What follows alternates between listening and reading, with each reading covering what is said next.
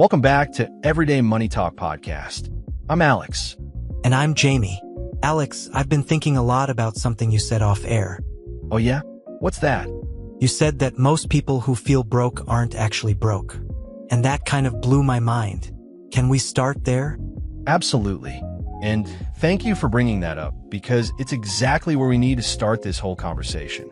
Look, I've talked to hundreds of people about money over the years. And here's what I've noticed. The people who feel the most financially stuck aren't always the ones with the smallest bank accounts. Really? Then who are they? They're the people whose expectations have completely spiraled out of control. They're comparing their real life to a highlight reel that doesn't exist.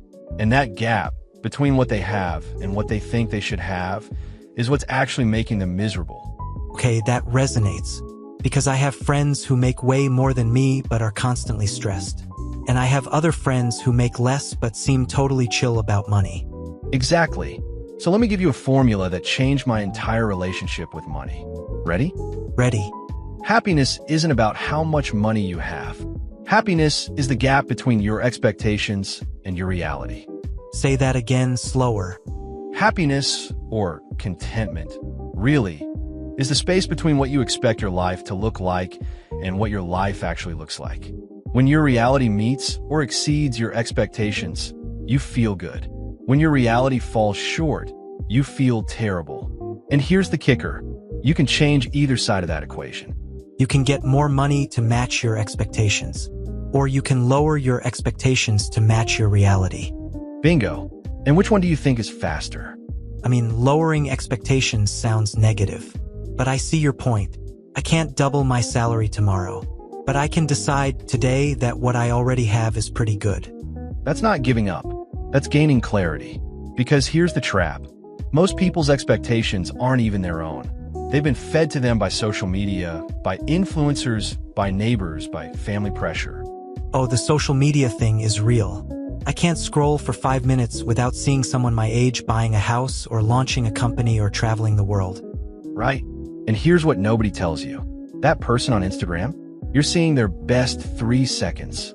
You're not seeing the debt, the stress, the family drama, the sleepless nights. You're comparing your behind the scenes to their highlight reel. That's not a fair fight.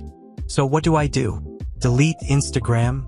You don't have to delete it, but you need to recognize what it is, entertainment, not reality. And more importantly, you need to ask yourself a hard question. Who am I actually competing with? That's a good question. Most people are competing with an imaginary version of themselves. The version that has more money, more stuff, more status. But that version doesn't exist. So you're running a race you can never win. That sounds exhausting. It is. And it's the number one thing that keeps people broke. Not lack of intelligence. Not bad luck. Just constant, never-ending comparison. Okay, so how do I break the cycle? Give me something I can actually do starting tomorrow. First thing in the morning, before you check email, before you scroll social media, before you do anything else, open your banking app. Look at your balance. Just look at it. 10 seconds. That's it? That's it. But do it every single day, because most money problems come from ignorance, not knowing where you stand. Once you look every day, you can't pretend anymore. You become aware. Okay, I can do that.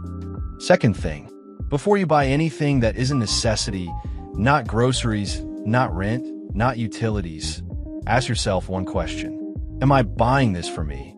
Or am I buying this because I want someone else to see me differently? Well, think about the last 3 things you bought that weren't essential. A new shirt? A fancy coffee drink? A gadget? Who were those purchases really for?